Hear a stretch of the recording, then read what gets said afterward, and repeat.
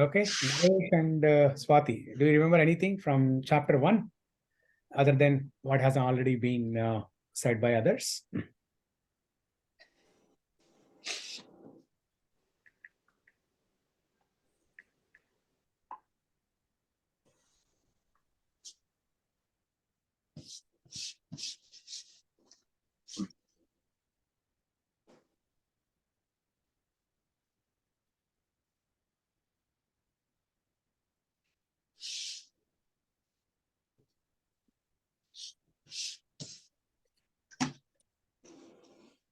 Okay, so let's get started then. So, chapter 1, observing the armies on the battlefield of Kurukshetra, Arjuna Vishada Yoga. So, every chapter in Bhagavad Gita has a name as yoga, ending with yoga.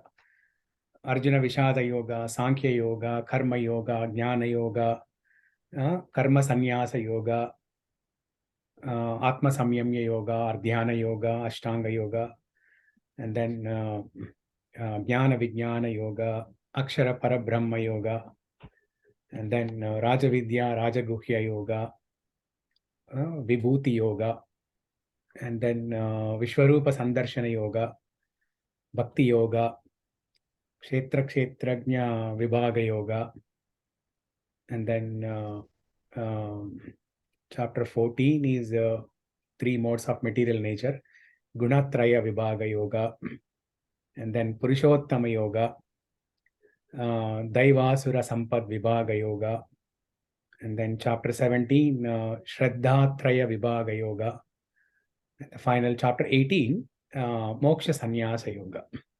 So every chapter has a name that's ending with yoga. So that means every chapter helps us connect with Krishna. Yoga means to link with God, to connect with God. So every chapter in Bhagavad Gita connects us with God, Krishna. So we saw during chapter 1 discussion, we saw how Arjuna Vishada Yoga, lamentation, Arjuna's lamentation helped Arjuna connect with Krishna. Or in our lives, when we lament, how it helps, how our Vishada Yoga, or how our Vishada Gada, that's what people say, right? When they are suffering, everybody has their own story, Vishada Gada. So elaborative, story of their problems. And everyone thinks that their problems are the biggest. Nobody else in the world has bigger problem than their problem. Correct. So it's a Vishada Gada, Vishada Gada. But we have to turn that Vishada Gada into a Vishada Yoga. Just like how Arjuna turned his Vishadam into yoga, we have to turn our Vishada Gada into Vishada Yoga. But the problem is why we are not able to turn Vishada Gada into Vishada Yoga is we're always talking. Just like how Arjuna in the beginning, he was doing all the talk. Arjuna was doing all the talk. He was giving lot of reasons.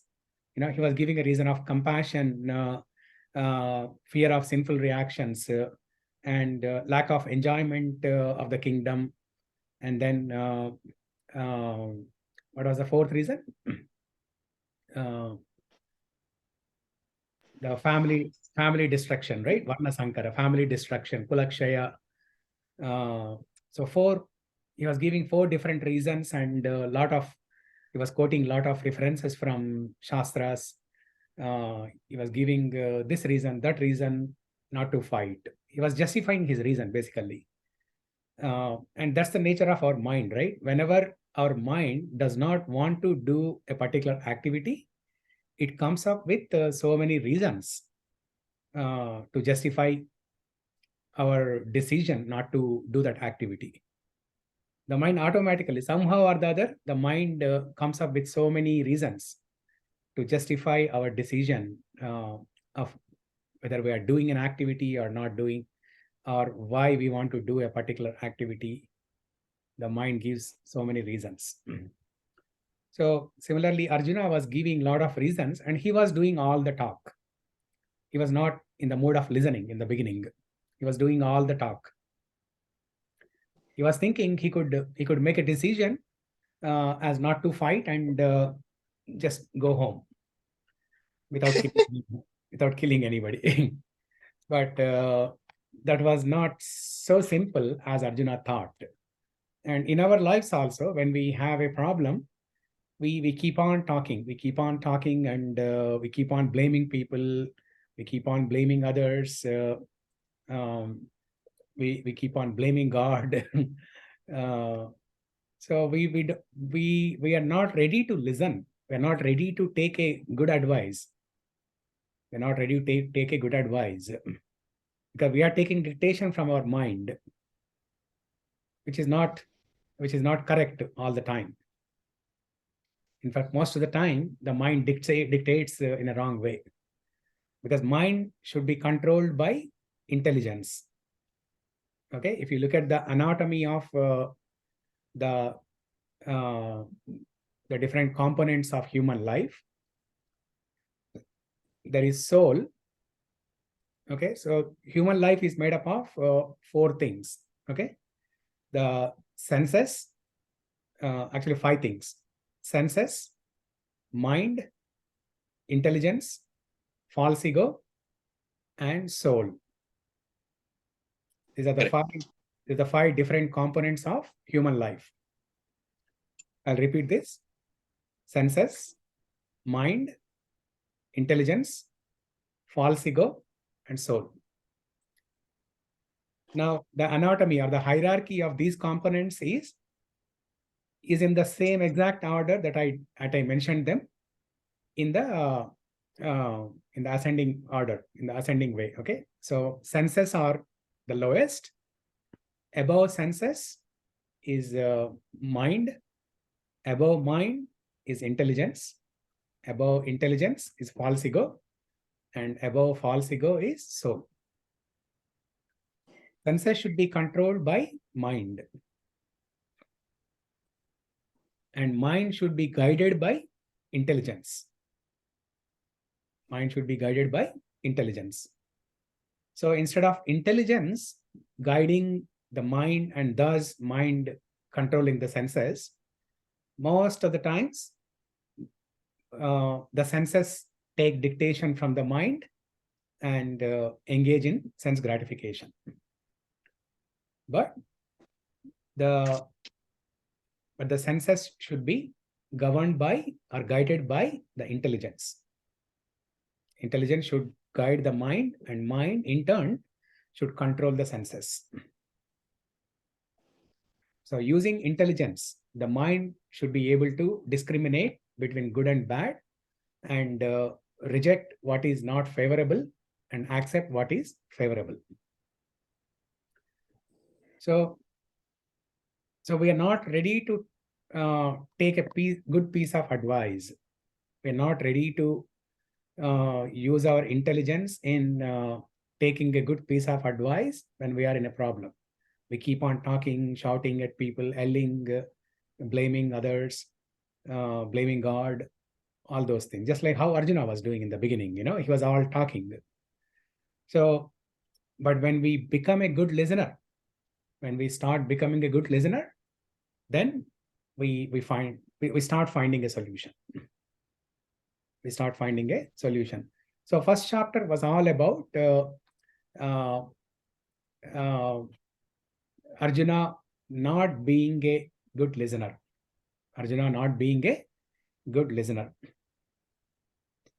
In fact, it depicts our situation in this material world. Our situation is like what Arjuna was doing in chapter 1.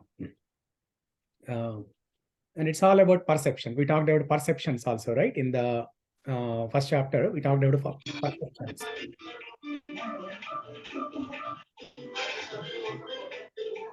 There is some noise from some phone. I don't know which phone. Okay. Not mine, I guess. Okay. Okay. Yeah. I see Madhuri joined. Hi, Madhuri. How are you? I'm good, Prabhuji. How are Yeah. you? Okay. Yeah. Good. Good. I see Yeah. Sumit Motwani. Hi, Sumit. Joining for the first time.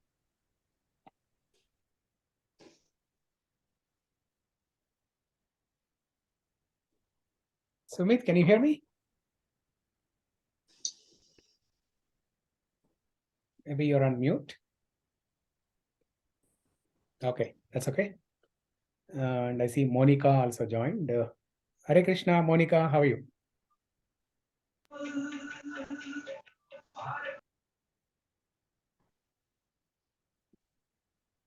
Okay. So Swati, you raised your hand.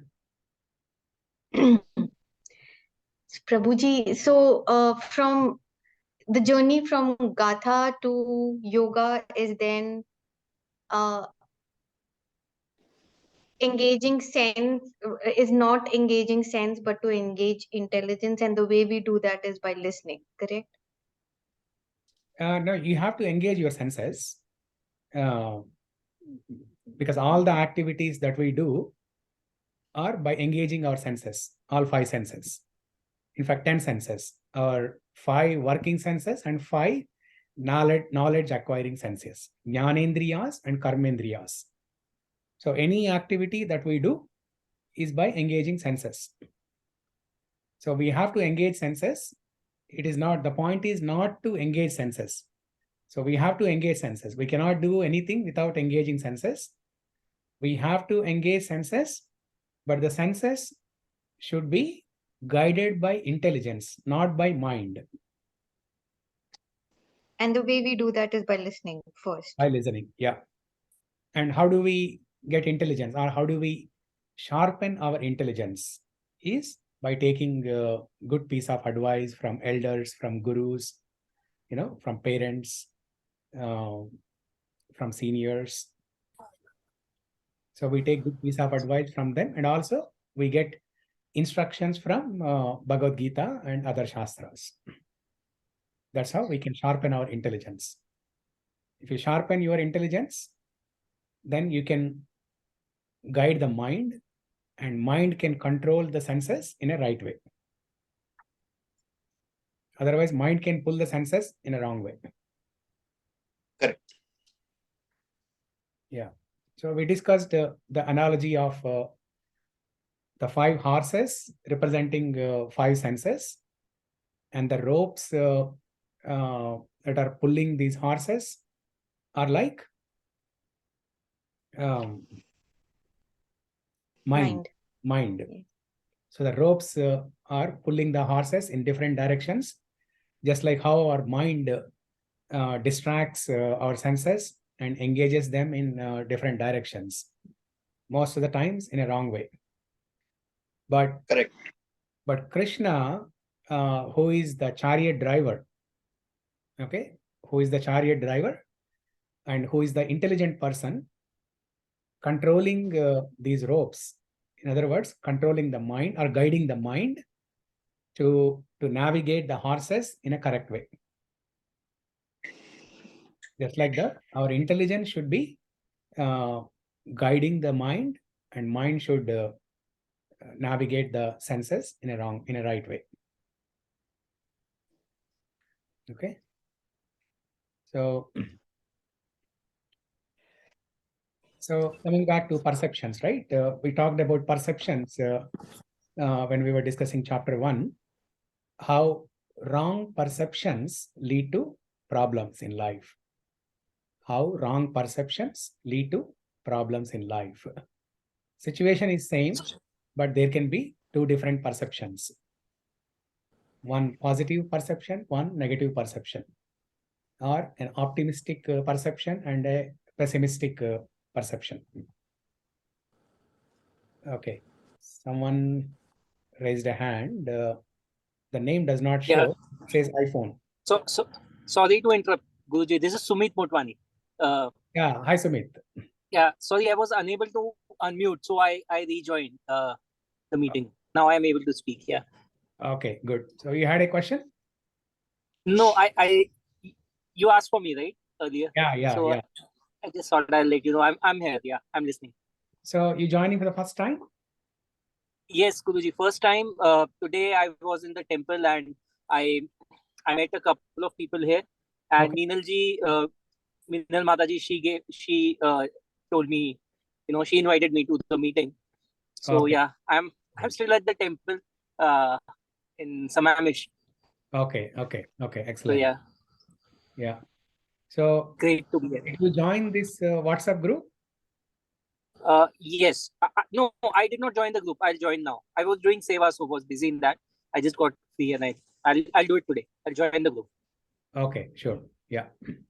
So just wanted to make sure you have the information about the group so that you get information on the meeting, dial-in details and all those things. Okay. Yeah, sure. Yeah, thank you for joining. Looking forward to have you in every class, every Sunday, 5 o'clock. Usually it happens in person at my home, which is right across from the temple. Okay. But today I'm traveling. I'm in Maryland, so that's why it's happening. Okay. Online.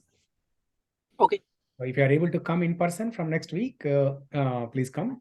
Otherwise, you can join Yes. online. Okay. Yeah. So where do you? Hopefully I'll be there. Yeah. I stay close by, so I'll come next week.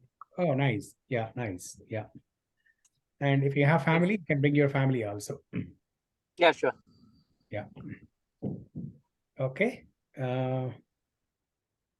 Good. We have full attendance today. We have about 10 people. That's good. Very well. Very bold. Yeah.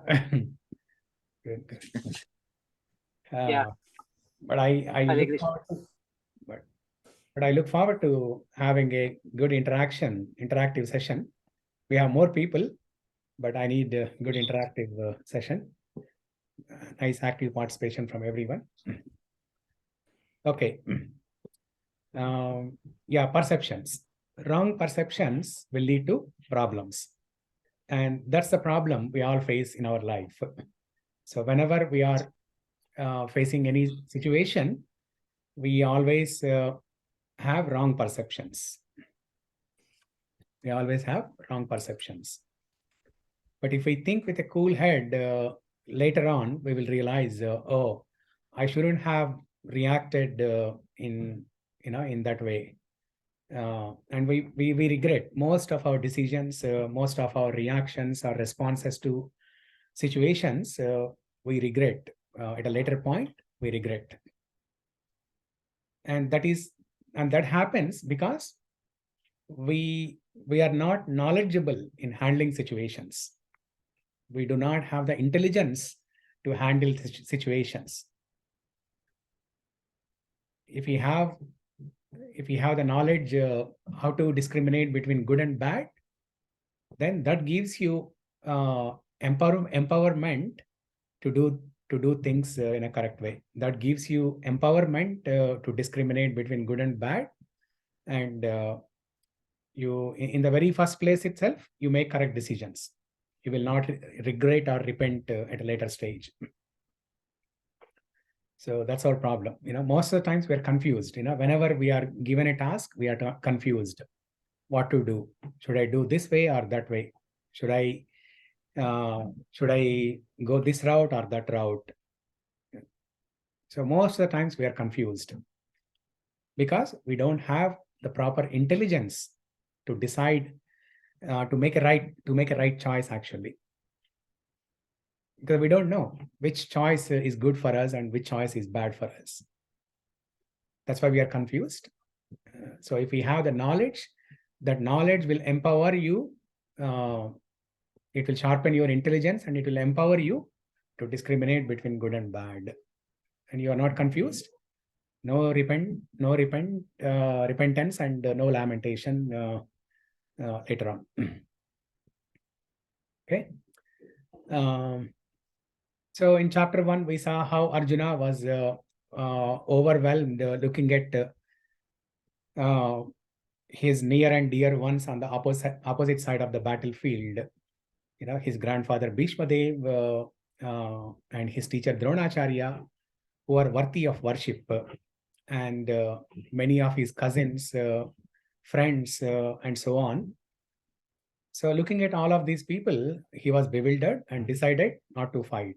And he gave 4 reasons to justify his decision of not fighting. And he put his bow Gandiva aside and told Krishna that I'm not ready to fight this battle. Okay. So that was a summary of chapter 1 that we discussed during the systematic study of chapter 1. Now, today we are going to begin chapter 2, the deep dive discussion of shlokas from chapter 2. So before discussing the details of chapter 1 or taking a deep dive into the shlokas, let's first recite all the shlokas. Okay, this is what we're going to do every week.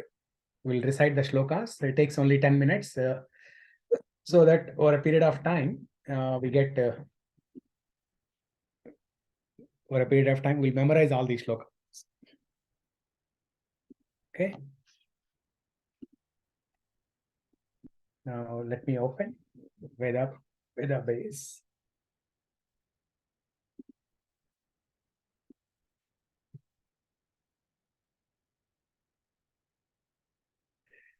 We all have the physical copy of Bhagavad Gita. You can follow that. Otherwise, you can follow vedabase.io.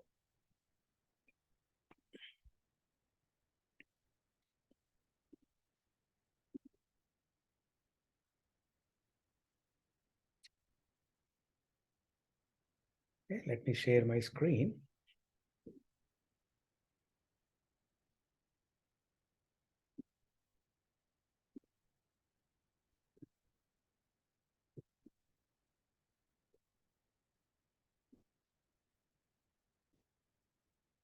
Okay, chapter 2, contents of the Gita summarized. Sankhya Yoga. Sanjaya uvacha tam tada krupaya vishtam ashrupurnakulekshanam vishidhantam idam vakyam uvacha madhusudanaha. Shri Bhagavan uvacha kutastva kashmalamidam vishame samupastitam anaryajustam asvargyam akirtikaram arjuna. Klaibyam asmagama partha naitattvai upapadyate shudram hridaya daurbalyam tyaktvottishta parantapa. Arjuna uvacha katam bhishmam aham sankhe dronam cha madhusudana ishubhihi pratiyotsyami pujarhau arisudana. Guru nahatva hi mahanubhavan shreyo bhoktum vaikshamapi haloke hatvartha kamamstu guru nihaiva bhunjiya bhogan rudira pradigdan nachai vidmaha kataranno gariyo yadva jayema yadivano jayeyuhu yaneva hatva najijivishamas eva stita pramuke dartarashtraha. Arpanya dosho pahata svabhava pritchami tvam dharma sammudachetaha yashreyasyanishchitam bruhi tanme Shishyasteham shadhimam tvam prapannam nahi prapashyami mamanupadyat yachokamuchoshanamindriyanam avapya bhumau asapatnamruddham rajyam suranam api chadipatyam. Sanjaya uvacha Evamukva Hrishikesham Gudakesha Parantapa Nayotsya iti Govindam Uktva Tushnim Babuvaha. तमुवाच हृषीकेश प्रहसन्निव भारत सेनयोरुभयोर्मध्ये विषीदन्तम् इदं वचः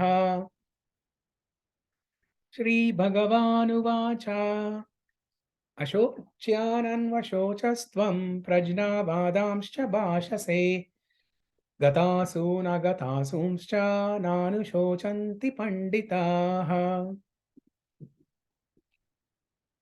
न त्वेवाहं जातु नासं न त्वं नेमे जनाधिप न चैवा न भविष्यामः सर्वे वयम् अधः परम्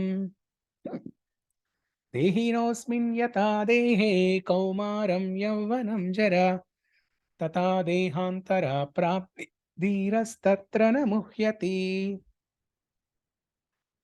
मात्रा स्पर्शास्तु कौन्तेय शीतोष्णा सुखदुःखदा आगमापायिनो नित्यास्तां तितिक्षस्व भारत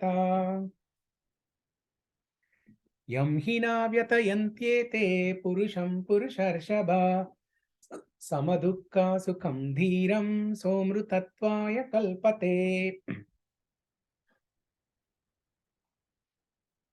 नासतो विद्यते भावो नाभावो विद्यते सतः उभयोरपि दृष्टोऽन्तस्त्वनयोस्तत्त्वदर्शिभिः अविनाशि तु तद्विद्धि येन सर्वम् इदं तदं विनाशम् अव्ययस्यस्य न कश्चित् कर्तुमर्हति अन्तवन्ता इमे देहा नित्यस्योक्ता शरीरिणः अनाशिनो प्रमेयस्य तस्माद् युध्यस्व भारत ययेनं वेत्ति हन्तारं यश्चैनं मन्यते हतम् उभौ तौ न विजानीतो नायं हन्ति न हन्यते न जायते म्रियते वा कदाचिन् नायं भूत्वा भविता वा न भूयः अजो नित्यः शाश्वतोऽयं पुराणो न हन्यते हन्यमाने शरीरे वेदाविनाशिनं नित्यं ययेनं अजमव्ययं कथं सा पुरुषा पार्था कङ्घातयति हन्तिकम् मासांसि जीर्णानि यथा विहाय नवानि गृह्णाति नरोपराणि तथा शरीराणि विहाय जीर्णानि अन्यानि संयाति नवानि देहि नैनं छिन्दन्ति शस्त्राणि नैनं दहति पावकः न चैनं क्लेदयन्त्यापो न शोषयति मारुतः अच्छेद्योऽयम् अदाह्योऽयम् अक्लेद्यो शोष्य एव च नित्यसर्वगतास्तानुरचलोऽयं सनातनः अव्यक्तोऽयम् अचिन्त्योऽयम् अविकार्योऽयमुच्यते तस्मादेवं विदित्वैनं नानुशोचितुमर्हसि अथा चैनं नित्यजातं नित्यं वा मन्यसे मृतं तथापि त्वं महाबाहो नैनं शोचितुमर्हसि जातस्य हि ध्रुवो मृत्युर्ध्रुवं जन्मामृतस्य च तस्मादपरिहार्येऽर्थे न त्वं शोचितुमर्हसि अव्यक्तादीनि भूतानि व्यक्तमध्यानि भारत अव्यक्तानिधनान्येव तत्र का परिदेवना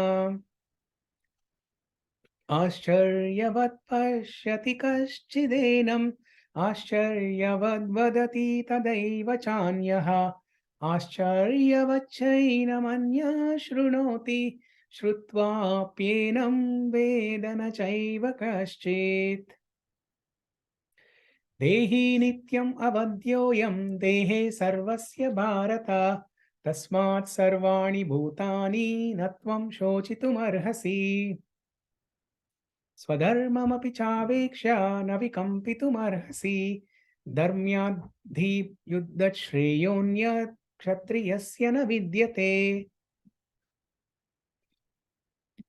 యాదృచ్ఛయా చోపపన్నం స్వర్గద్వారం అపావృతం సుఖినః క్షత్రియా పార్థ లభంతే యుద్ధమీదృశం అత చేత్త్వమిమాం ధర్మ్యం సంగ్రామం న కరిష్యసి తతః స్వధర్మం కీర్తిం చ హిత్వా పాపం అవాప్స్యసి కీర్తిం చాపి భూతాని కథయిష్యంతి తే వ్యయాం సంభావితస్య చాకీర్తిర్మరణాద్ అతిరిచ్యతే భయాద్రణాద్ ఉపరతం మంస్యంతే త్వాం మహారథాః ఏషాం చ త్వం బహుమతో భూత్వా యాస్యసి లాఘవం. Verse 36. అవాప్స్య వాదాంశ్చ బహూన్ వదిష్యంతి తవాహితః నిందంతస్తవ సామర్థ్యం తతో దుఃఖతరం ను కిం అతో వా ప్రాప్స్యసి స్వర్గం జిత్వా వా భోక్ష్యసే మహీం తస్మాదుత్తిష్ఠ కౌంతేయ యుద్ధాయ కృతనిశ్చయ సుఖదుఃఖే సమే కృత్వా లాభాలాభౌ జయాజయౌ తతో యుద్ధాయ యుజ్యస్వ నైవం పాపం అవాప్స్యసి. ఏషా తే విహితా సాంఖ్యే బుద్ధిర్యోగే త్విమాం శృణు బుద్ధ్యా యుక్తో యయా పార్థ కర్మబంధం ప్రహాస్యసి. నేహాభిక్రమణాశోస్తి ప్రత్యవాయో న విద్యతే స్వల్పమప్యస్య ధర్మస్య త్రాయతే మహతో భయాత్. వ్యవసాయాత్మికా బుద్ధిరేకేహ కురు నందన బహుశాఖా హ్యనంతశ్చ బుద్ధయో అవ్యవసాయినాం. యామిమాం పుష్పితాం వాచం ప్రవదంత్యవిపశ్చితః వేదవాదారథా పార్థ నాన్యదస్తితి వాదినః. కామాత్మనః స్వర్గపరా జన్మ కర్మా ఫలప్రదాం క్రియా విశేష బహుళాం భోగైశ్వర్య గతిం ప్రతి. భోగైశ్వర్య ప్రసక్తానాం తయాపాహృత చేతసాం వ్యవసాయాత్మికా బుద్ధి సమాదౌ న విధీయతే. త్రైగుణ్యా విషయా వేద నిస్త్రైగుణ్యో భవార్జున నిర్ద్వంద్వో నిత్యసత్వస్థో నిర్యోగక్షేమ ఆత్మవాన్. యావానర్థా ఉదపానే సర్వతా సంప్లుతోదకే తావాన్ సర్వేషు వేదేషు బ్రాహ్మణస్యాభిజానతః. కర్మణ్యేవాధికారస్తే మా ఫలేషు కదాచన మా కర్మఫలహేతుర్భుర్మా తే సంగోస్త్వ కర్మణి.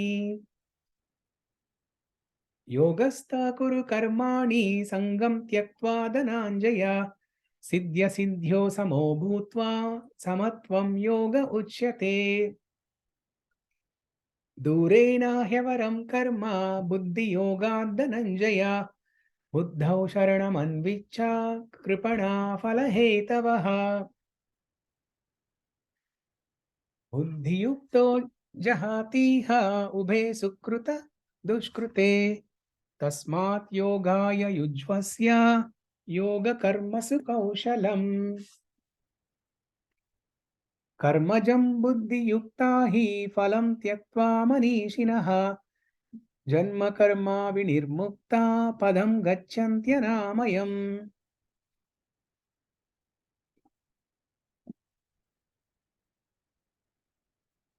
యదా తే మోహకలిలం బుద్ధిర్వ్యతితరిష్యతి తదా గంతాసి నిర్వేదం శ్రోతవ్యస్య శ్రుతస్య చ. శృతి విప్రతిపన్నా తే యదా స్థాస్యసి నిశ్చల సమాధౌ అచలా బుద్ధిస్తథా యోగం అవాప్స్యసి. అర్జున ఉవాచ స్థితప్రజ్ఞస్య కా భాషా సమాధిస్తస్య కేశవ స్థితధీ కిం ప్రభాషేత కిమాసీత వ్రజేత కిం. Shri Bhagavan Prajahati yada kaman sarvan partha manogatan atmanyevatmana tushtaha stita prajnastadochyate. Dukkeshu anudvignamanaha sukeshu vigataspruhaha vitaraga bhayakrodha stitadhir muniruchyate. Ya sarvatra nabhisnehas tat prapya shubham nabhinandati nadveshti tasya prajna pratishtita. Yada samharate chayam kurmongani va sarvashah indriyan indriyartebhyas tasya prajna pratishtita. Vishaya vinivartante niraharasya dehinah rasavarjam rasopyasya param društva nivartate. Yatato hyapi kaunteya purushasya vipaschitaha indriyani pramadhini haranti prasavam manaha. Tani sarvani samyamya yukta asita matparaha vashehi yasyendriyani tasya prajna pratishtita. Dhyayato vishayan pumsa sangasteshu pajayate sangat sanjayate kama kamat krodho vijayate. Krodhat bhavati sammoha sammohat smriti vibramaha smriti bhramshat buddhinasho buddhinashat pranashyati. Ragadvesha vimuktaistu vishayan indriyaischran atma vaishyair videyatma prasadam adhigacchati. Prasade sarva dukkhanam hanirasyopajayate prasanna chetaso hyasu buddhi paryavatishtate. Nasti buddhir ayuktasya nacha yuktasya bhavana nacha bhavayata shantir ashantasya kutas sukham. Indriyanam hi charatam yanmano nuvidiyate tadasya harati prajnam vayurnavam ivambasi. Tasmad yasya mahabaho nigruhitani sarvashah indriyan indriyartebhyas tasya prajna pratishtita. Yani sha sarva bhutanam tasyam jagarti samyami yasyam jagarti bhutani sanisha pashyato mune. Apuryamanam achala pratishtam samudramapa pravishanti yadvat tadvat kamayam pravishanti sarve sashanti mapnoti na kamakami. Vihaya kamanya sarvan pumamscharati nishpruhaha nirmamo nirahankaraha sashantim adhigacchati. Esha brahmi sthiti partha nainam prapya vimuhyati sthitvasyam antakalepi brahma nirvana mrichati.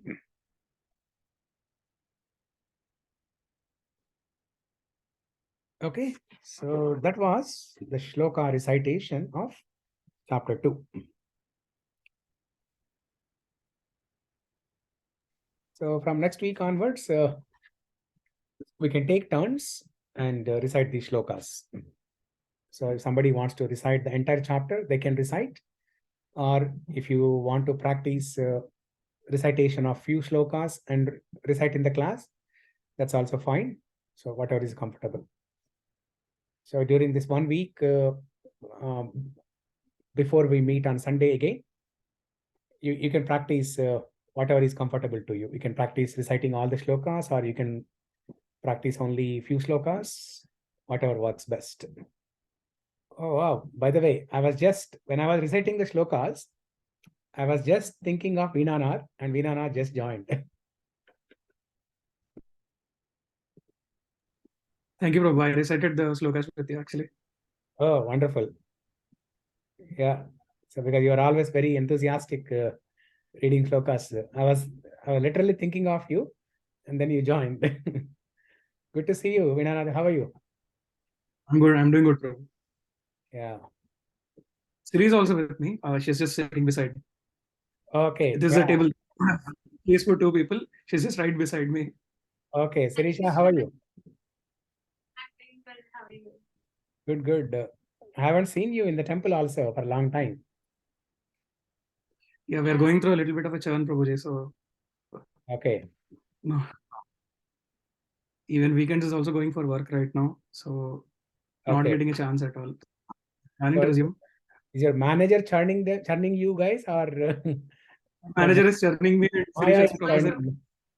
Sirisha's professor is churning her.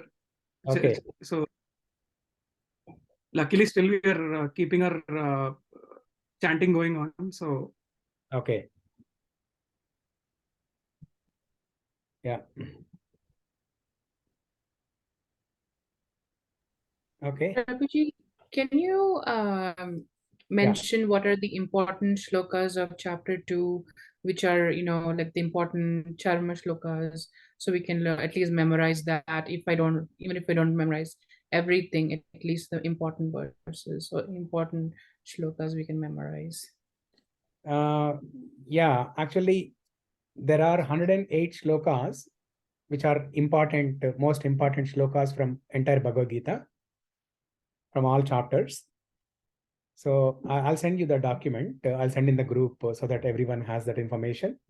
So it's good to memorize all those 108 shlokas. Oh, okay, Prabhuji. Okay. But chapter 2 specifically, the most important one is 2.14. Matra sparshastu kaunteya shitoshna sukha dukkada agama payino nityas tam titikshasva bharata. So the shloka begins with the word matra. Matra means, in our day-to-day usage, matra means medicine, right?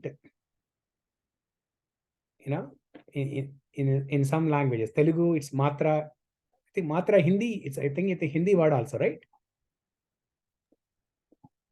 Do we say matra for medicine in Hindi? We use Dawai more frequently. Matra must be more of a Sanskrit origin, but it's Sanskrit not origin. widely used. Not widely used in Hindi. It It is in the Kannada, I origin know. for the word. Yeah. Yeah. Origin for the word mother, I think in Hindi and in Sanskrit. Matra. Matra, yes. Matra. Matra. Yeah. Origin for mother. Okay. Matru. Matru. Yeah. Okay. Yeah. So, but yeah, in Telugu and Kannada, in some languages, matra means tablet. Yeah. Just like how you take a pill to get rid of a disease. Somebody is suffering through fever, cold, or cough, or whatever. You take a tablet to get rid of that. Similarly, whenever you are in trouble, you take a tablet of this shloka. 2.14, chapter 2, shloka 14 is like a tablet for your problems. Matra sparshastu kaunteya shitoshna sukha dukkada agama payino nityas tam titikshasva bharata. So Krishna says happiness and distress are like cold and summer, or heat and cold, or they are like summer and winter. They come and go, and one must learn to tolerate them. One must learn to tolerate happiness and distress. So we all know how to, I mean, at least we have heard of tolerating distress, but what is tolerating happiness? So Krishna is asking to tolerate both happiness and distress. Because if you do not tolerate happiness, you will be overexcited, and you will be hankering for greater happiness than what you have. You'll be hankering for greater happiness than what you are happy already. So you should stay calm. Even if you are happy, you should not be too excited, or you should not be overexcited. about it. You should maintain cool and calm about it. And if you practice tolerating happiness, it's easy to practice tolerating distress also. And Krishna says, we cannot do anything other than tolerating. In many situations in life, you cannot do anything other than tolerating the problems. COVID was a classic example, right? For majority of them. 99% of the population in the world, the world population is 7.8 billion. At least 7 billion of people, they did not have any option other than tolerating it. Nobody has any clue what to do. Nobody had information about this COVID. Nobody knew what was happening, what is going to happen. Everyone was imposing a solitary confinement within their house. The wife was in one room, husband was in another room, the children were in a different room. They could not meet their own family members within the same house. So, and we could not do anything other than just tolerating, waiting, and watching what's happening, and when this will end. We could not do anything other than simply tolerating. And that is what Krishna says in this shloka 2.14. You must learn to tolerate. So it's a very, very powerful shloka that can give solution. It's not a solution, but solution in the way of tolerance. Solution in the form of tolerance. That itself is a solution. So we'll discuss more in detail, when we come to that shloka. But since you asked, Tolerance. Isn't What? tolerance one of the attributes of being sthita prajna? I mean, to be sthita prajna, you need tolerance. Yes. Yeah. If you tolerate happiness and distress, then you are sthita prajna. Yeah, that's one aspect of becoming sthita prajna.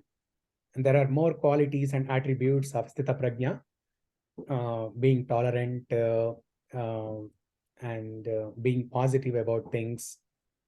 So many things we discussed about sthita prajna a few weeks ago.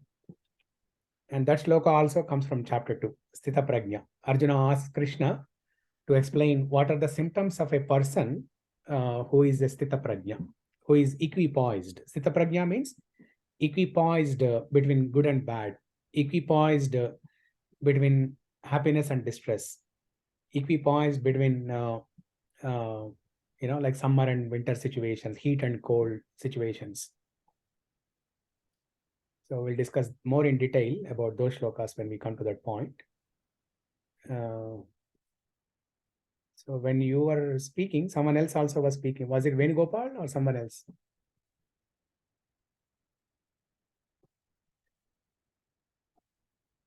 So Venugopal, was it you? Were you speaking? Okay. Anyways, so there are many other shlokas which are very important in chapter 2, but this 2.14 is like is like the most important shloka in chapter 2. And there are others. Okay. Like karmanye vadikaraste ma phaleshu kadachana ma karma phala heturbur mato sangostva karmani. Okay, which is very famous. Everybody knows that shloka. Okay. Okay. Now after reciting the shlokas, we're going to recite shlokas every week. Okay. So next week, who would like to volunteer reciting the shlokas? Either entire chapter or some shlokas.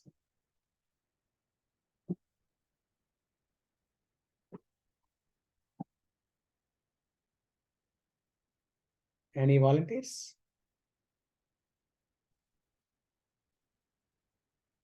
Okay, I Madhuri. can read some shlokas. Prabhuji. Some verses?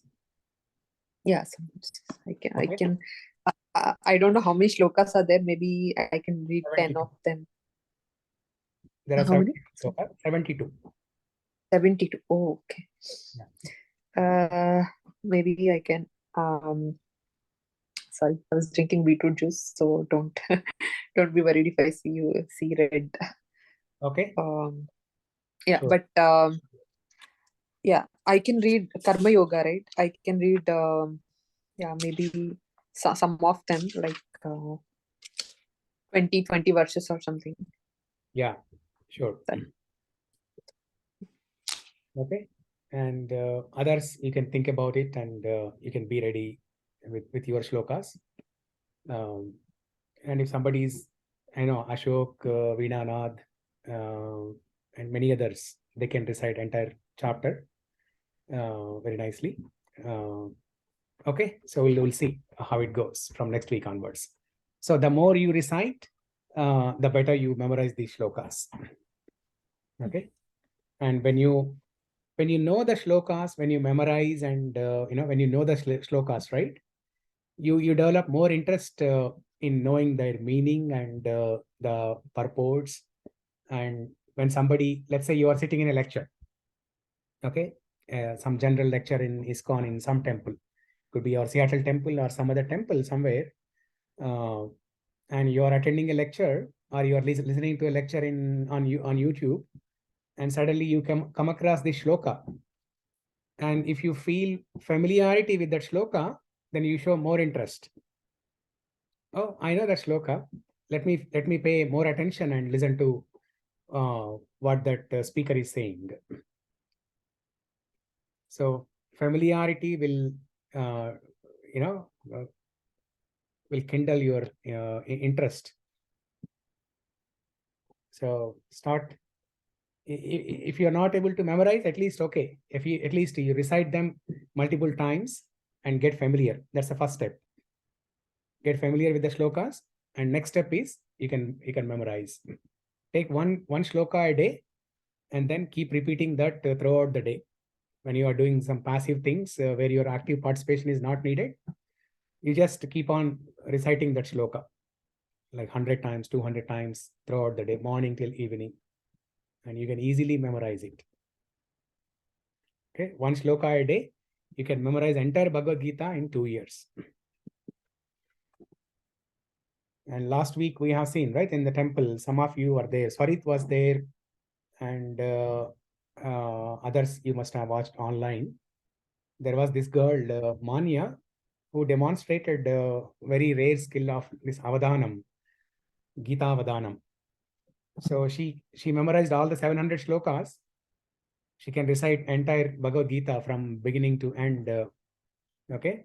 Not only that, she practiced this rare skill of Avadhanam. Avadhanam means memorization and retention. Memorizing and retaining any piece of information. And that Avadhanam can be performed in various arts. Like somebody can perform Avadhanam in music, Sangeeta Avadhanam. Someone can perform Avadhanam in literature, Sahitya Avadhanam. And if somebody performs Avadhanam in Bhagavad Gita, it's Gita Avadhanam. So this girl, Manya, she's only 13 years old. She performed Avadhanam. So people asked, the audience asked different kinds of questions, and she was able to answer instantly. Like you give a shloka number from Bhagavad Gita, like what is 127th shloka from Bhagavad Gita? And she will tell that within 2 seconds. She will tell that chapter number and shloka number, and she will recite the shloka also. Now to tell 127 shloka, you need to know how many shlokas in chapter 1, how many shlokas in chapter 2. Like that, you need to calculate where 127 shloka appears in Bhagavad Gita, which chapter and which shloka number. And she does all this in 2 seconds and recites the shloka. And you can randomly ask her, you can just say the first word or first two words of a shloka randomly from any chapter, any verse, and she will tell the entire verse. Like Matra Sparshastu, and then she will tell the entire shloka. You take randomly some shloka from chapter 17, shloka 23rd, and she will tell that shloka. Just tell the first two words and she will tell the entire shloka. So there are different prakriyas she performed. So I can send that YouTube link. You all can watch that later. But yeah, when you memorize shlokas and meditate on these shlokas, you're actually meditating on Krishna. It has a great power in developing love for Krishna. If you develop love for shlokas, you're actually developing love for Krishna. So, okay. Now, chapter 2. Chapter 2, as the title given by Srila Prabhupada, the contents of the Gita summarized. So this chapter is a summary of entire Bhagavad Gita. Chapter 2 and chapter 18 also. These two are summary of Bhagavad Gita. So Krishna gives a summary of Bhagavad Gita in the beginning, in chapter 2, and then in the end, chapter 18.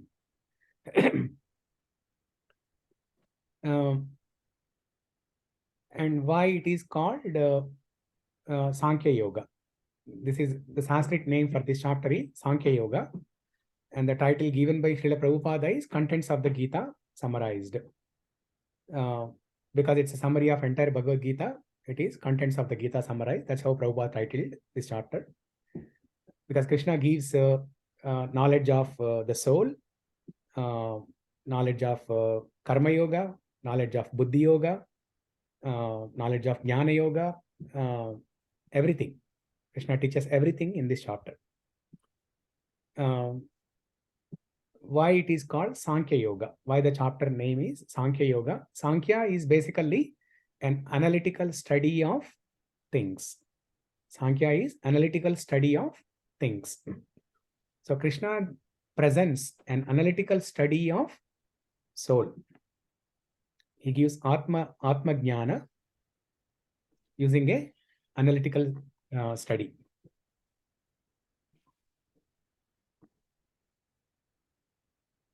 So that is Sankhya Yoga. And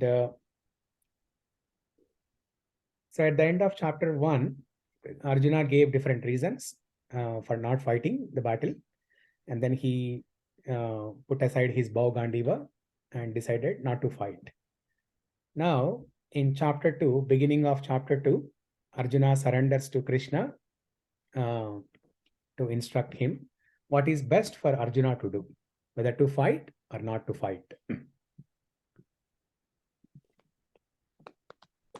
And we discussed the summary of chapter 2, right? So does anyone remember from that summary discussion, what did we discuss? We discussed summary of all 18 chapters in the last 1.5 months, or maybe 2 months. So we discussed summary of chapter 2. Does anyone remember what did we discuss?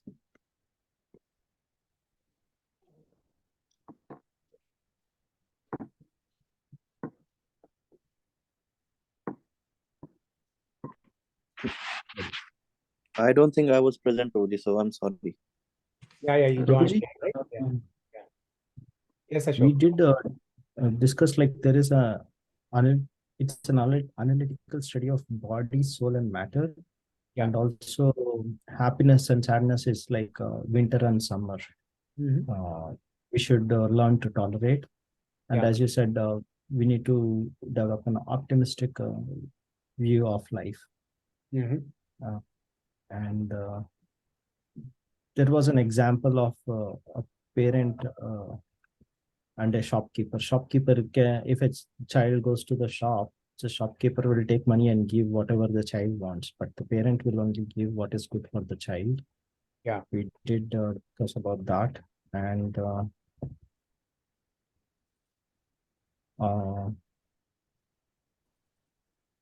there was like convinced like we are not this body but soul. We had a discussion on that one too. Those were the things we studied in. Yes, Prabhuji, we only discussed those things. Yeah. Okay. Very good. So the first and most important thing to pay attention to is at the end of chapter 1. Okay. Before that, does anyone else have anything to add from the discussion? Anyone else remember anything else?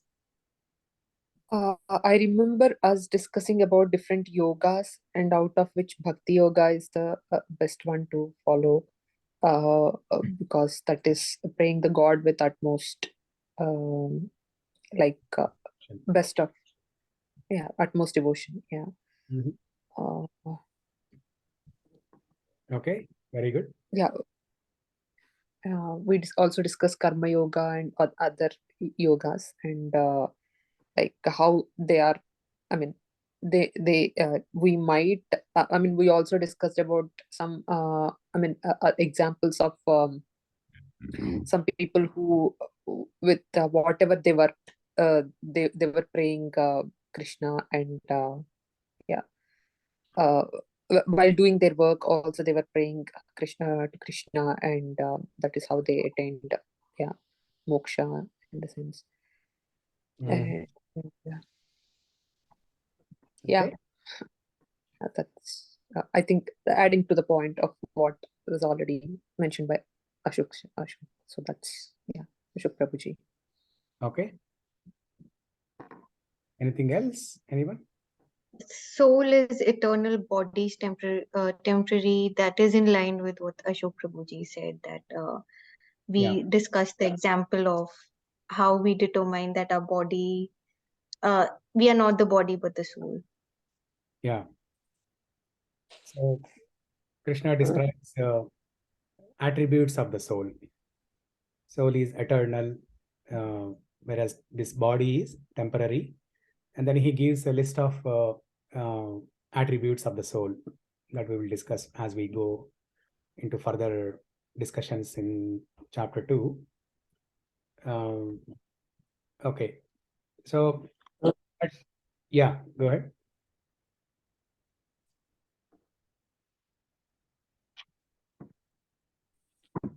One was saying something?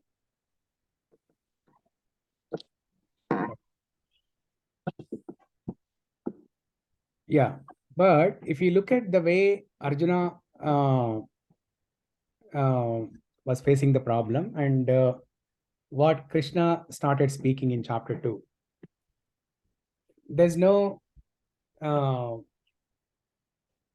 relevance at all between what Arjuna was facing and what Krishna is talking in chapter 2. There's no relevance in one way.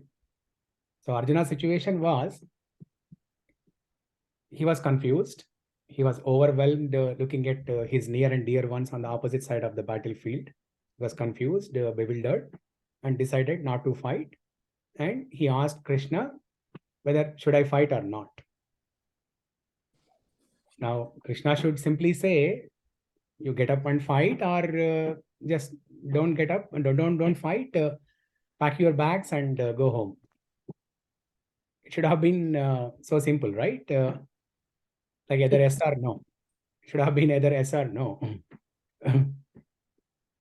But most of the times we have seen in the previous classes, whenever I ask questions, it's neither yes nor no. And sometimes it is not even the third option.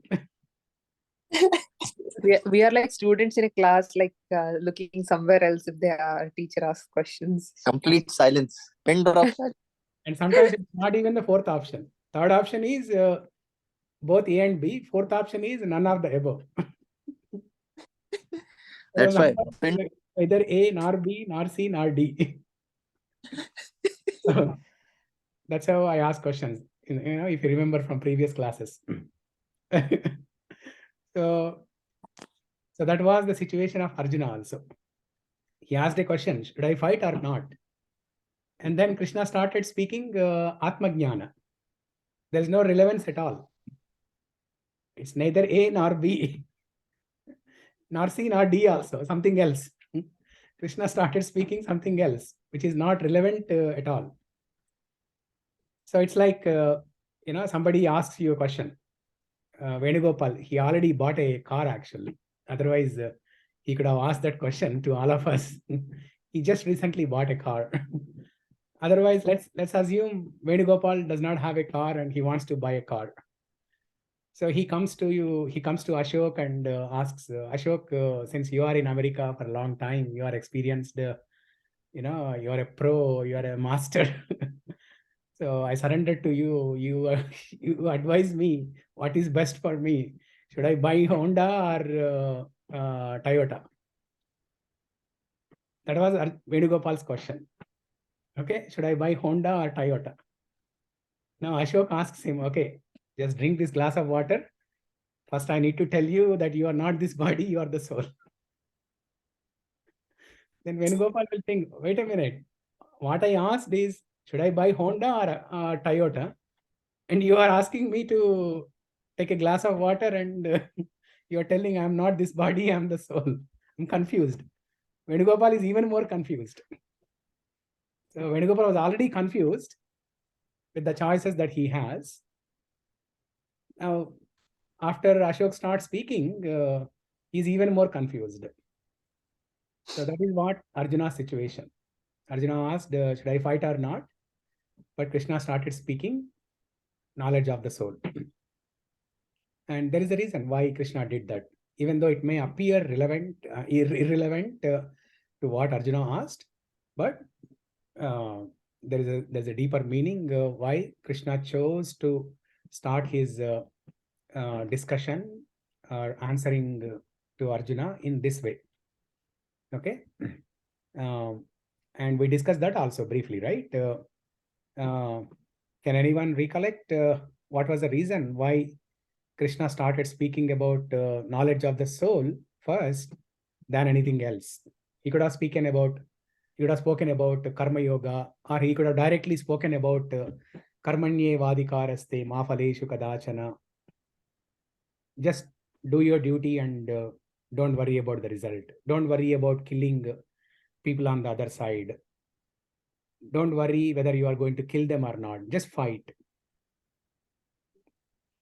Krishna could have spoken that way. But why Krishna chose to speak knowledge of the soul first?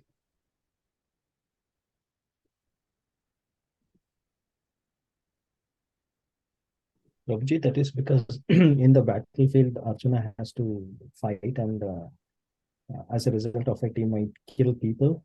And if Krishna can convince Arjuna that you are not this body, but you are the soul, not this body, then even when in the war, if Arjuna kills someone, he will fight without having that guilty consciousness or without having the clear knowledge of what it is. Okay. Any other answers?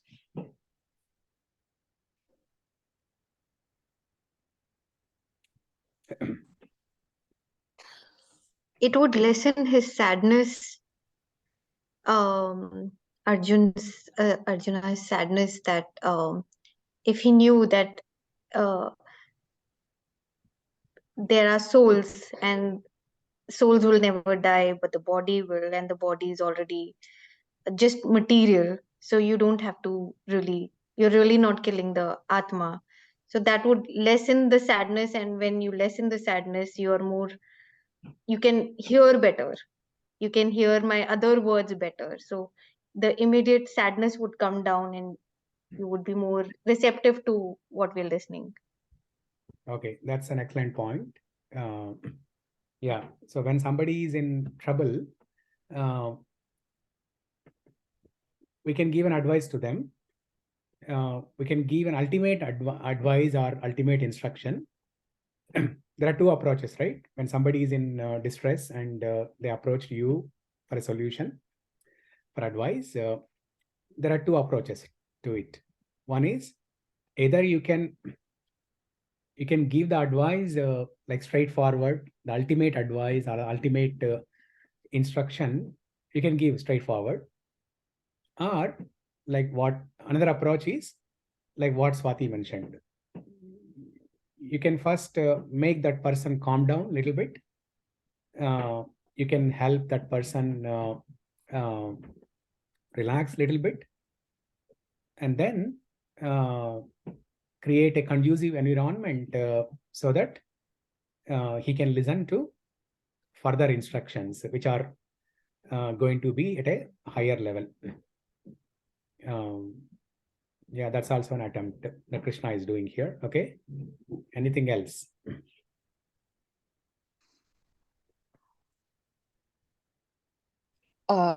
Though Arjuna asked whether he should fight or not, he might have other questions like even I mean Krishna can just say like okay, fight and stop over there, but there might be more questions about I mean the reason why.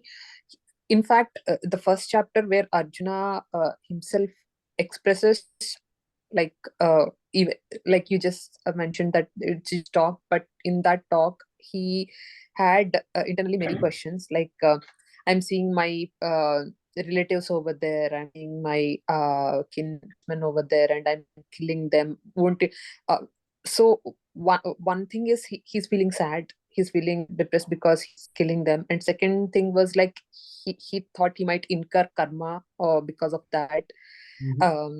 And he had many other doubts about like questions about if he if we go further and fight, it might lead to like lot of karmic or karma gaining more karma, and it might like also put him I mean he might go to hell, or like as we call as in general we call he might go to hell or something like that.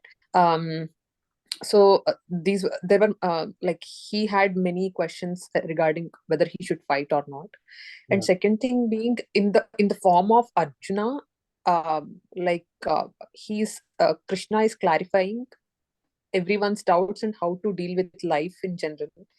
So though he was asking about like just a fight in Kurukshetra, Krishna wanted to take that opportunity to impart the knowledge for upcoming Kali Yuga, or already Kali Yuga was already there when they started fighting. So, so he wanted to give this information so that we can, as all the Arjuna is like a representation of all the nar or like people of earth. So he wanted to guide us on how to deal with our emotions and how to be stoic or like sthita prajna in times of distress as well as in times of happiness. So I think Yeah, so that he has given anyway in later verses of this chapter and later chapters. But why knowledge of the soul, which is which appears to be completely irrelevant, but why Krishna started the discussion with knowledge of the soul? I think we all think that our thoughts are itself is us. We don't I mean like we cannot separate between our thoughts and our ourselves. Sometimes like we think whatever we are thinking, sometimes there might be negative thoughts, sometimes there might be positive thoughts, but we always think that whatever and in general humans tend to associate themselves with negativity very quickly, so rather than positivity. So it is very easy to think that our thoughts are ourselves. So I think in this form he's trying to say that you are not your thoughts, your soul is different, and your mind is different. Whatever is going on is there will not always like I mean don't judge yourself first basing on your thoughts.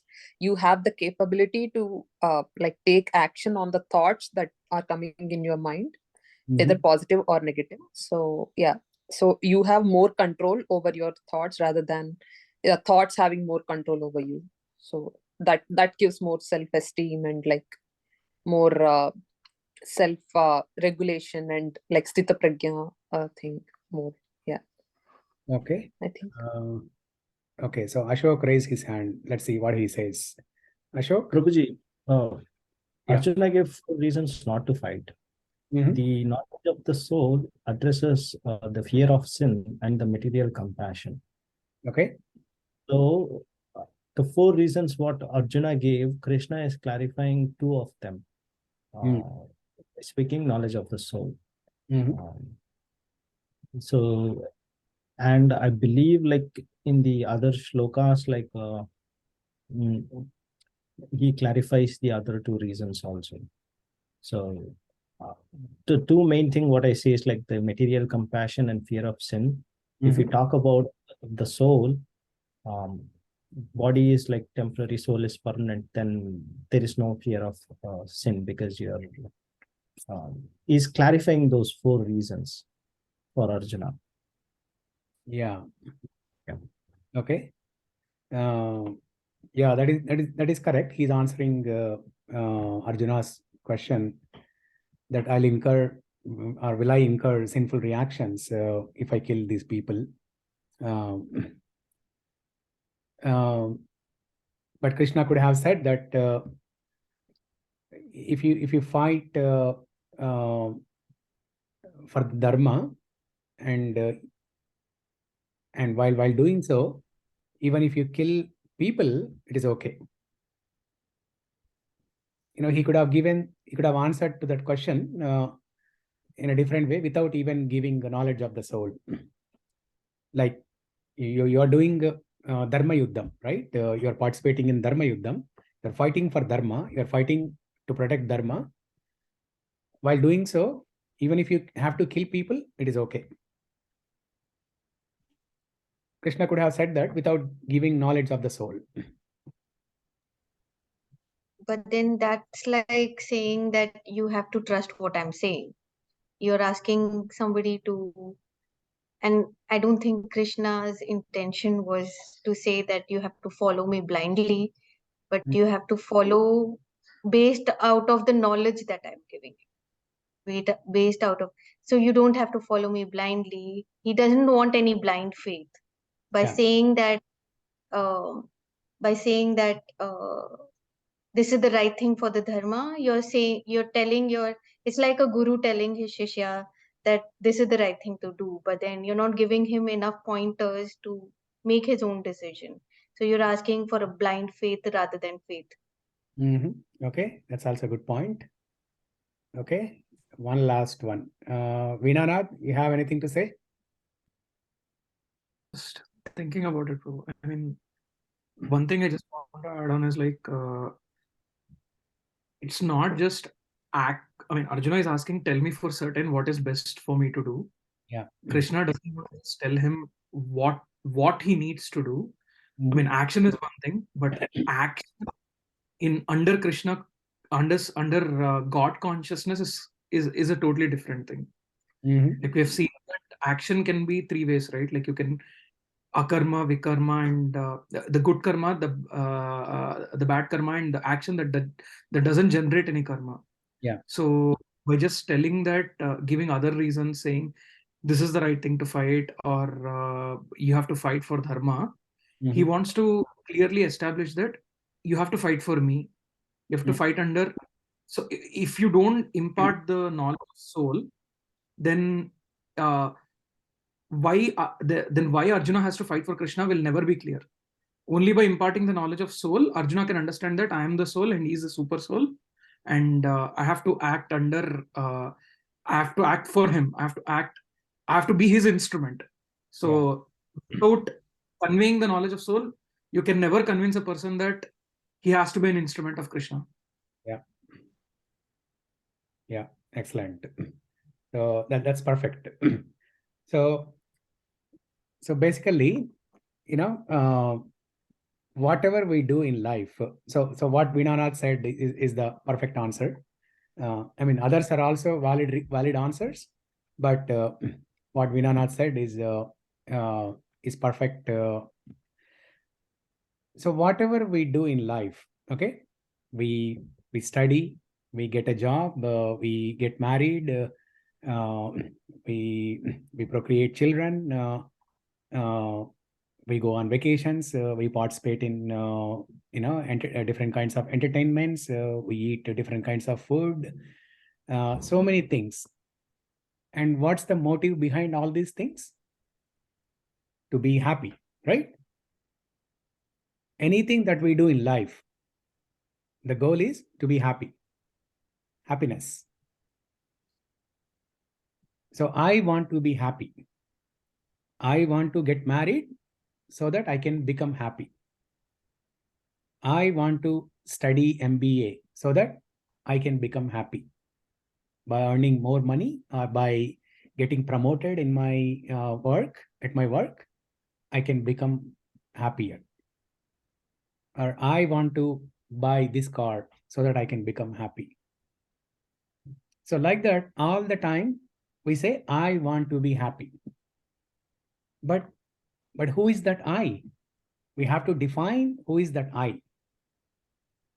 And that's the biggest problem, right? We are all suffering from identity crisis. That's the biggest disease in today's age. Identity crisis. For a minute, if you keep this body and soul concept aside, all of us, we are, especially the teenagers, they are suffering big time from this identity crisis. They look at their peers and they want to be like them. And the next minute, they look at some social media, some video on social media, and they want to be like that person in that video. And the next minute, they watch a movie and they want to become like the person in the movie. So teenagers, we all have gone through this, right? We wanted a role model and we wanted to become like that role model in every walk of our life.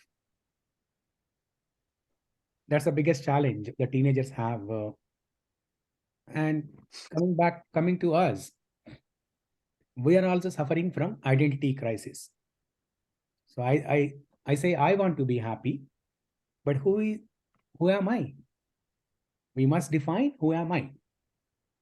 What's my identity? What's my true identity? Arjuna's situation was, he wants to fight the battle. He came there to fight the battle, thinking that he'll be happy. So he said, I want to be happy by fighting this battle. But Arjuna must know what is that I. He must know his identity. So that's why Krishna starts giving knowledge about the identity, the real identity of Arjuna. Only then, whatever other knowledge that Krishna gives makes sense. As Vinanath mentioned, right? Only if we know that we are the soul and Krishna is super soul or Bhagavan, Paramatma or Bhagavan or Parabrahma, then only then we can act as an instrument according to his instruction. Whatever he instructs, we'll be ready to do that. So this is the first level of knowledge. Knowledge about self. This is the first level of knowledge that Krishna teaches in Bhagavad Gita. That we are the soul. We are not the body. We are the eternal soul. Body is temporary. It has to come to an end anyway. One day or the other, somehow or the other, it has to come to an end. And what is temporary, that you cannot protect anyway. But what is permanent, the soul, it has no end, and you cannot kill that soul. So Krishna is establishing Arjuna's identity and solving the problem of identity crisis. Then he gives knowledge about other yogas and various other aspects from Gita. Okay. So there are 72 shlokas in chapter 2. This is the second largest chapter. The largest chapter is 18 chapter that has 78 shlokas, and this is the second largest, chapter 2, 72 shlokas. Krishna covers pretty much, entire Bhagavad Gita in this chapter. So as we saw in chapter 1, Arjuna presented his doubts and reasons to avoid fighting, and then in chapter 2, Arjuna gets even more confused, and then he changes his relation with Krishna from friend to Guru. From friend to Guru. So until now, he has been speaking to Krishna like a friend. But now he changes his relation with Krishna as Guru-disciple relation. And then Arjuna asks Krishna to instruct what is best for him. He says, I'm soul surrendered, and you instruct me what is best for me. And then Krishna starts giving knowledge about the soul. So Krishna encourages Arjuna to fight by giving jnana about soul. There is no death for the soul, and the body can never be saved. What is eternal? The soul. There is no death for the soul. And what is temporary? The body can never be saved. And then he gives, in the later verses, he gives, and Krishna spends about 30 shlokas, 20 to 30 shlokas explaining about soul, the attributes of the soul. And these are the most favorite or most important shlokas, popular shlokas that are played when there is a death in the family, or when that dead body is being taken from home to the crematory. They call it what is that they call Crematorium. No, crematorium. But the vehicle they use, these days different organizations provide these vehicles to carry Yes. dead body from home to crematorium. They say Something. some radham, actually. They call it using some radham. I forgot that name. Swargaradham or something. Yeah, they call it Swargaradham. I mean, these are all some made up names, right? Some concocted names, Swargaradham or something. So in that vehicle, they play these shlokas. Dehinosmin yada dehe kaumaram yavvanam jara tada dehantara praptis tiras tatrana muhyati. All these shlokas about soul. There are about 25 shlokas. Krishna speaks about soul, explaining the attributes of the soul. And then by explaining various details about the soul, Krishna encourages Arjuna to fight based on the jnana. Based on the jnana about the soul, Krishna encourages Arjuna to fight. And then in the next few verses, Krishna gives knowledge about karma kanda. Karma kanda. This is not karma yoga, but karma kanda. So the karma kanda concept is basically, with respect to what Arjuna is facing on the battlefield of Kurukshetra, whether to fight or not, the karma kanda concept here is, by performing prescribed duties, gain material enjoyment. By performing prescribed duties, gain material enjoyment. So Krishna encouraged Arjuna to fight, to perform his prescribed duty. As a Kshatriya, the prescribed duty is to fight on the battlefield. Once he comes to the battlefield, once a Kshatriya comes to the battlefield, he should not run away. He should not escape from the battle. He should fight. And Krishna is saying, you fight and gain the victory of the kingdom and enjoy the material benefit. So that is the karma kanda concept with respect to what Arjuna is facing here. So material gains from fighting, and if you don't fight, then there is a material loss. So if you fight, what is the material gain? If Arjuna fights, what can be a material gain? The kingdom. Okay, if he survives, then he can get the kingdom. If he does not survive, if he is killed,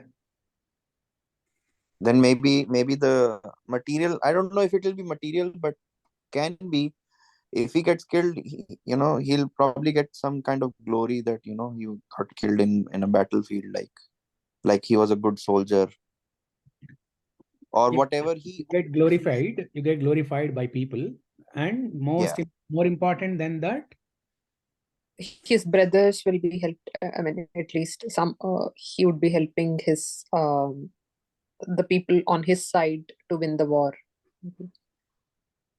no, if Arjuna is killed, then he and Bhima are the most prominent warriors, right, on their side. If Arjuna is killed, then their strength is 50% lost. Yeah. He and who else, Prabhu? What did you say?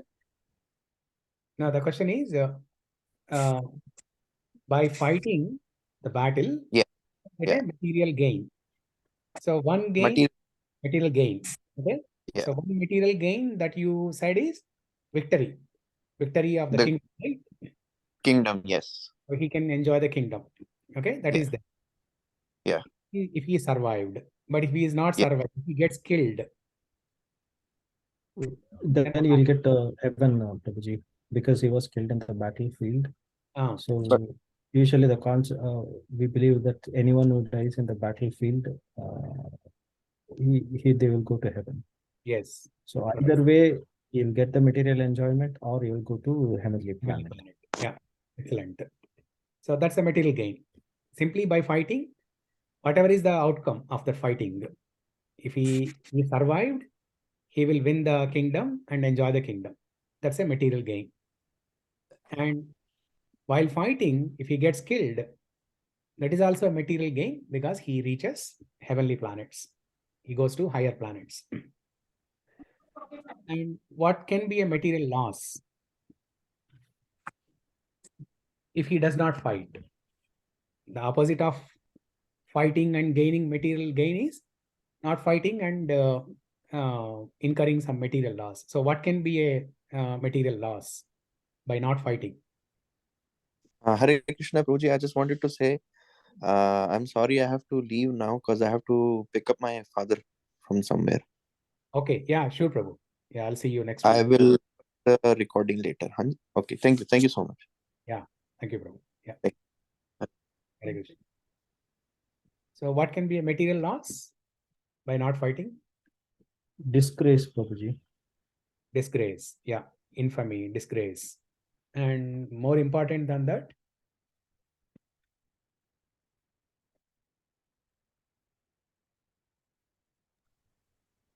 I mean, his only option would be to live by begging, like it's said in one of the slokas. No, that was his choice. He preferred to beg rather than fighting, rather than killing his kinsman. Maybe he'll never get the respect. Yeah, he will never get respect. That's what he Yes. mentioned. Ashok mentioned infamy. And you will also be ridiculed, Prabhuji, for not fighting and turning his back on the battlefield. Yeah, the same thing, right? Infamy, everything is same. Yeah. More important than that. He's missing an opportunity. And he'll what, Vinanath? He's missing an opportunity to go to heavenly planets and also to act as an instrument of Krishna. So he's losing both of them. Yeah, he's missing an opportunity to go to heavenly planets. That means he will incur sinful reactions, and he may even go to Patala Loka. Yes. He may go down the go down to the lower planetary systems. So just complete opposite of what is there in the material gain. Fight, no fight. If he fights, kingdom. If he does not fight, no kingdom. If he fights and if he gets killed, he is glorified and he achieves heavenly planets. If he does not fight, he gets infamy and also sinful reactions. He may go down to the lower planetary systems. Yeah. So that is material gain versus material loss. So Krishna explains this as a karma kanda concept and encourages Arjuna to fight. And then in the next set of verses, Krishna teaches Buddhi Yoga. Krishna teaches Buddhi Yoga and encourages Arjuna to fight based on that Buddhi Yoga. So Buddhi Yoga is fight without any reaction, or perform an activity without any reaction. Nishkama Karma Yoga. So any action that we do, it has an equal amount of reaction, equal and opposite amount of reaction. But Krishna is teaching Buddhi Yoga. Buddhi Yoga is performing an action without any reaction. Nishkama Karma Yoga. Performing an action without expecting fruitive results. Without expecting fruitive results. Now the Karma Kanda is fight with an expectation of material gain. Now Buddhi Yoga is fight without any expectation of the result. Without any concern for the reaction, whether good or bad. Without any concern for the reaction, good or bad. Consequences can be anything. When you do an activity, the consequences can be anything. Now, this is the difference, right, between destiny and free will. Most of the times, people ask this question. Is everything destined or do we have free will? So we discussed this, I think, a couple of times before. But in a nutshell, the point is, we all have free will until the time you make a decision, until the time you choose. Whatever choices you have, you choose one of them, you have a free will to choose among those options. Let's say there are 4 or 5 options to choose from. You have a free will to choose one of those options. But once you choose, once you make a choice, then what happens after that is your destiny. Like you have an option to go to different vacation spots. You have an option to go to Hawaii, New York, or Arizona desert. So you have a free will to make a choice, and you buy a flight ticket, and then you board the flight, and you are up in the sky, you are flying. And then suddenly you start seeing some review and saying that, oh, it's freezing temperatures in New York, it's snowing, and it's not a good time to go there. I want to go to Arizona where it does not snow. And so no, you don't have control over the consequences of it. You had a free will to make a choice. But after you made a choice, after you bought a flight ticket and you are on the flight, then the destiny takes over and you can't change the destination at that time. When you are in the sky, you cannot ask the pilot, hey, can you take this flight to Arizona? It's not snowing there. Going on a vacation, can you take this flight to Arizona where it does not snow? No, it doesn't work that way. So you have to make an educated choice before you make a choice. You have the free will before making a choice. But after you made a choice, then the destiny, it's all destiny. What happens after that is destiny. So Krishna is telling Arjuna to fight without any expectation or without any concern on the outcome of it, without any concern for the outcome of his action. Nishkama Karma Yoga. The outcome can be good or bad, but Krishna is telling, don't worry about it. Just perform your duty without any expectation for the results. So this is like working with knowledge. One works with knowledge. So both karma and jnana are included here. In the previous one, karma kanda, only karma, only action, no jnana. And the one before that is jnana, knowledge of the soul. Now this buddhi yoga is combining karma and jnana. So basically you are detached from the fruits of the work. You are performing your work, but you are detached from the fruits of it. So Krishna teaches this buddhi yoga and encourages Arjuna to fight. And then Krishna teaches in the next set of verses, Krishna teaches what are the symptoms of a person who is a sthita prajna. In fact, Arjuna asks this question.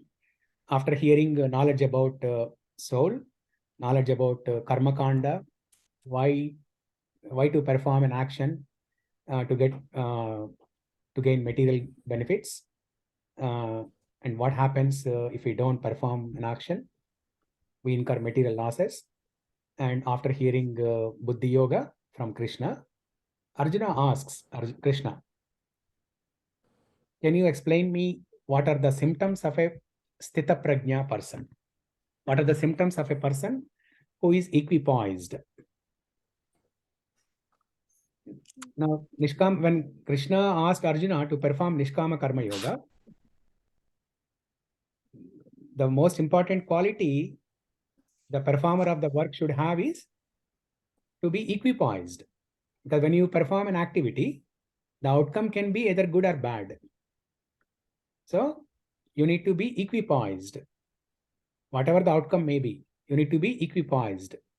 Whether you are happy or distressed with the outcome of the action, you should be equipoised.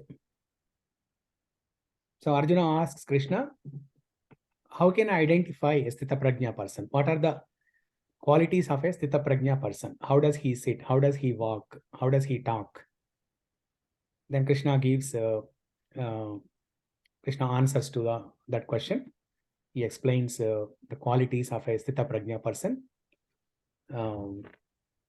and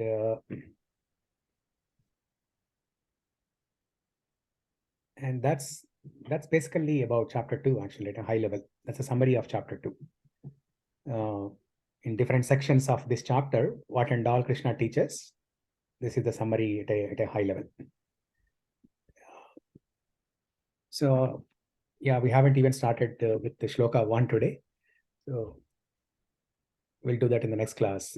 So next class, actually, I'll be in the sky during the time of the class. We just discussed about the example of being in the sky. So I'll be in the sky from Maryland to Seattle, traveling back to Seattle. So my friend, but there will be a class. There'll be a class, and you'll have a better teacher than me. His name is also Srinivas, but he's better than me. So he'll have a better class next week. So he'll start discussing from shloka 1 onwards. So I'll introduce on Sunday morning or so. I'll introduce that person in the group. Same time, there'll be class online only. There'll be class. Yeah. So, but before we wrap up, any discussion, any questions, comments, reflections? So, Prabhuji, Yeah. every now and then there is one shloka from Gita which pops up in my mind and keeps on repeating random. Like last week there were something going on at work, so my mind was recollecting like the shloka like 6.24, I believe 26. Yato nischalati manas chanchalam asthiram tatos tato niyamyaitat atmanam vasham niyet. Yeah. I'm not sure like why that happens, because like there was like a couple of months back there was a death in the family. So the 2.27 Jatasya hi mrityu dhruvo janma mritasya cha tasmat paryar harte natvam shochitum harasi. So something happens and these shlokas keep on running in the background in my mind. Why is that, Prabhuji? This is what happens when you hear shlokas and when you memorize and meditate on them. This is what happens. Depending on the situation that you are in, you get remembrance of Krishna's instruction in Bhagavad Gita. Okay, as they say, right? When you are in trouble, you open Bhagavad Gita and you will find a solution. Now you can find solution even without looking at the book. When you are familiar with these shlokas, when you memorize them, understand their meaning and meditate on them, this is what happens. When you are in a situation, you get remembrance of a relevant shloka from Bhagavad Gita. Now, since you are familiar with a lot of shlokas, and I'm sure you must have memorized many shlokas, you know the meaning of many shlokas also. So that's why, basically, even before these situations occurred, even before the death occurred in the family, you are meditating on these shlokas. Now, when a situation occurred, you are naturally getting remembrance of those shlokas. In other words, you are getting a remembrance of what Krishna is instructing to you in that situation. Which is a great thing, actually. It is a great thing. If you are able to, if you are able to remember the relevant shlokas according to your situation, that's a great achievement. Thanks for the clarification, Prabhuji, because I was Keep on. thinking like, okay, like also the other thing, like changing the perspective, that helps me a lot in professional life also.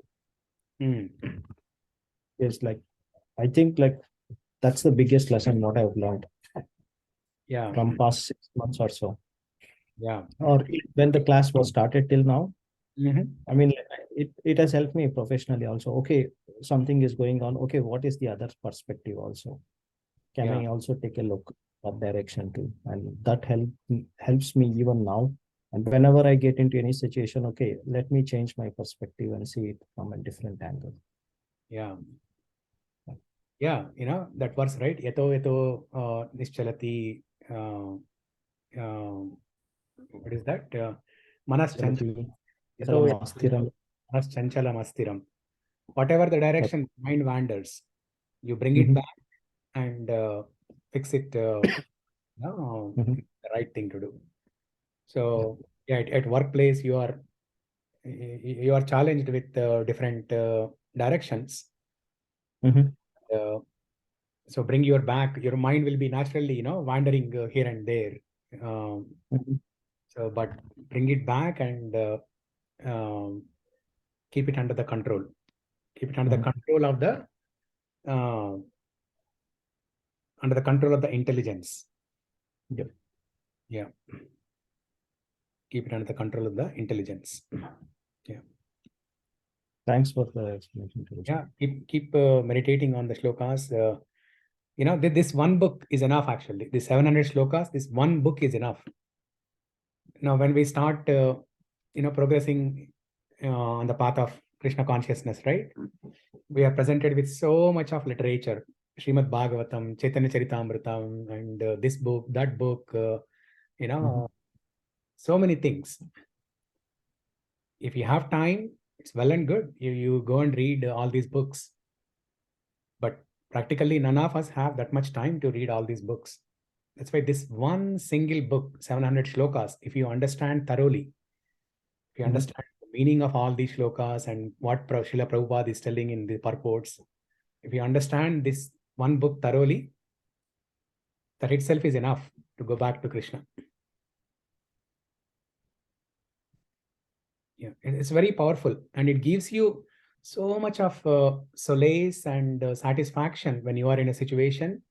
If you are able to recollect, if you are able to connect it with one of the shlokas in Bhagavad Gita and understand what Krishna is instructing, if you can apply in that situation and refer to Prabhupada, the purport, how Prabhupada has explained this shloka. Yeah, it's a wonderful practice actually.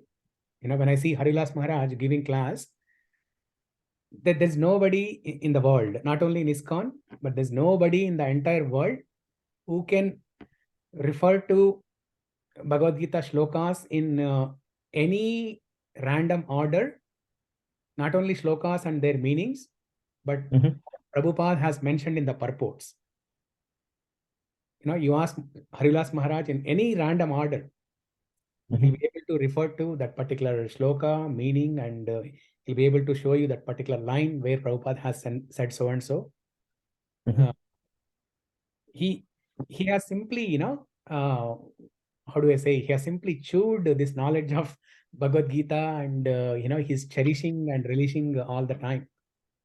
I have not seen anyone like Harilas Maharaj who can reflect on Bhagavad Gita shlokas in a random order very instantly. Many times when I sit in the class, so in the middle of the class, let's say Maharaj is giving a class on Bhagavatam, and there is a particular point Maharaj wants to connect that with one of the Bhagavad Gita shlokas or one of the lines in Prabhupada's purport. And many times Maharaj remembers, but sometimes Maharaj does not remember. He says, okay, I'll come back to that. I'll remember that in a second. When I'm sitting there in the class, I get little excited and I try to, you know, use my skills, use Google Acharya or something. I try to find it before, you know, I make an attempt to see if I can find it before he finds it. But every time he defeats me. I'm not saying I'm an expert in these shlokas, but you know, I try to Google or go to Veda base, and with my little knowledge, I try to explore where this is possibly mentioned. But every time he defeats me. Within no time, he recollects that and tells that particular purport where Prabhupada mentioned this. For example, there is a recent example actually where Prabhupada mentioned in one of the purports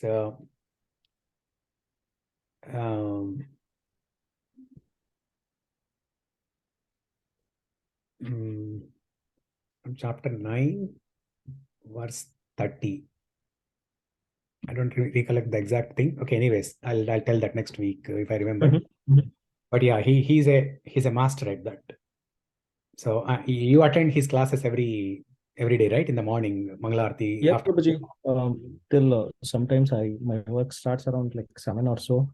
Yeah. So I attend half the class, and half the class I have to listen to video recorded session. Yeah. And there was today about like a topic about ego, false ego. Okay. And I'm not sure, Prabhuji, maybe I have a lot of questions on false ego. Maybe I don't want to take the time now, but someday I would like to discuss about those things. Okay. Okay. Sure. Yeah. Maybe in the next class we can discuss. Sure, Prabhuji. Thank you. Yeah. Okay. Anyone else? Any other comments, reflections? Okay. I think someone raised a hand. Is that Sumit? Sumit, did you raise? Yes, Prabhuji. Yes. So, as you said, we can about the slokas to recite them. Yeah. So, I mean, what is the you have a link to the repository? Sorry, I'm pretty new and it could be a very basic question. I don't have access to it, so if you can share that, I'll join the group immediately after this session. Okay. And secondly, even after getting the access, how do I know if the pronunciation is correct? Do I just search it on Google, or do we have some recordings or some audio chants available for them?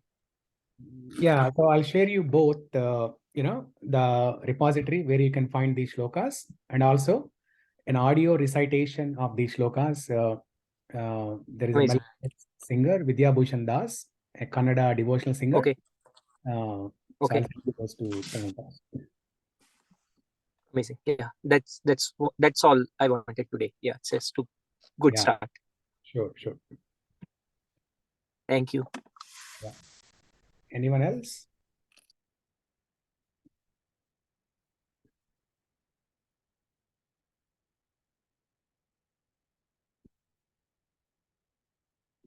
Okay. If nothing else, we'll conclude the call here. Thank you everyone for joining. Hare Krishna. We'll continue. Hare Krishna. Yes. Hare Krishna. Hare Krishna. Hare Krishna. Hare Bol.